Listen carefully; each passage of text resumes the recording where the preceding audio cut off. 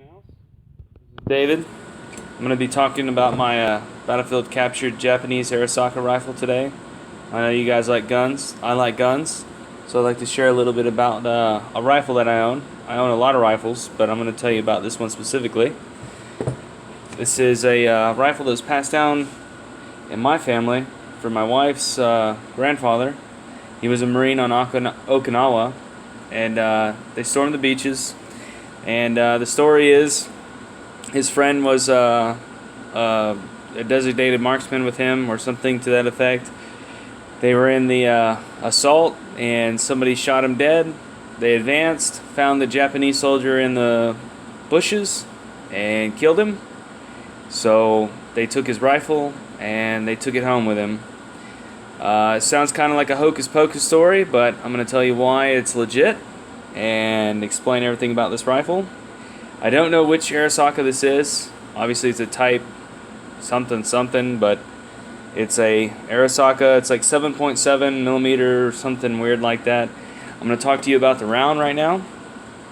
This is Laura's grandfather's rounds. As you can see, these rounds are filed down. That is something World War II GIs did. It's kind of against the Geneva Conventions because it creates a horrific wound. Basically, you file down the tips to where you get this really flat tip style round. If this hits you, there's not really a way to patch you up. You're pretty much going to die. Here's the normal round, unmodified, right over here. You can see the difference. When something this flat hits you, it just creates a gaping wound that you can, pretty much you can stuff gauze in it, and that's about it. This is a Mosin 7.62 by 54R round. This round right here, this big brown one right here, it's a 7.62 by 54R. This is a modern M4, high speed full metal jacket.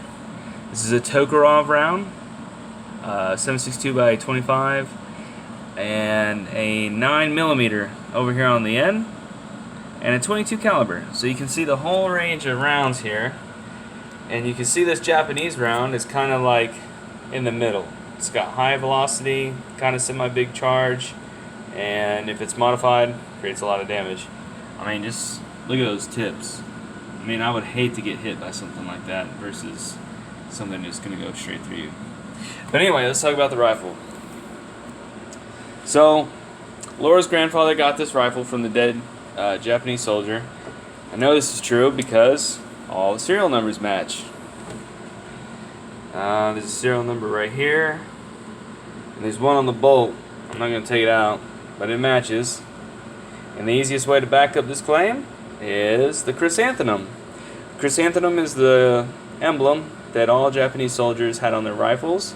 They were supposed to scratch it out before they surrendered. Notice, this one is intact. It is very, very rare to have a Japanese Arisaka rifle with the chrysanthemum completely intact. They had standing orders to degrade or erase this chrysanthemum before surrendering because it was a dishonor to the emperor. Obviously they killed the poor Jap that had this, so he didn't get a chance to do it. Another interesting feature of this rifle is the anti-aircraft sights.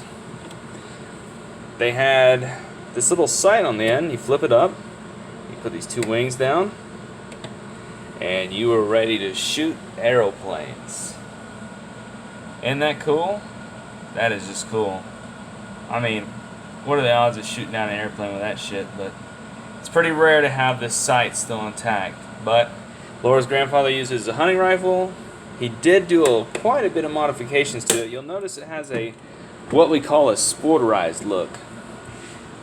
Got this rubber stock on the end. That's not part of the Jap rifle arsenal.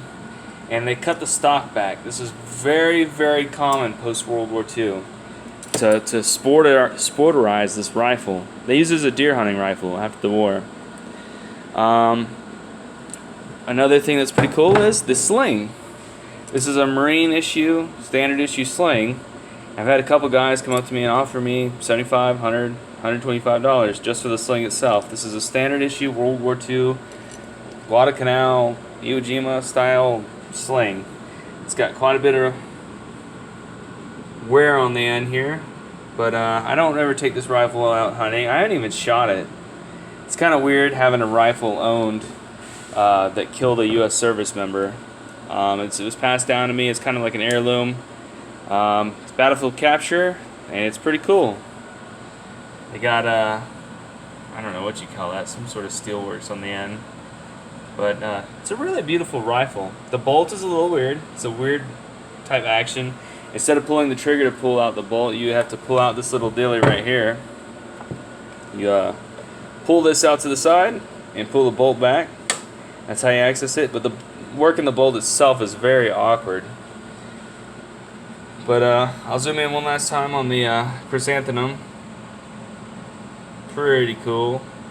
Normally, like I said, if you Google that stuff, they're almost always scratched out. But he was able to capture this one. But yeah, this is my rifle, and just wanted to share with you guys one of the rifle pieces in my collection. Japanese Arisaka captured on Okinawa.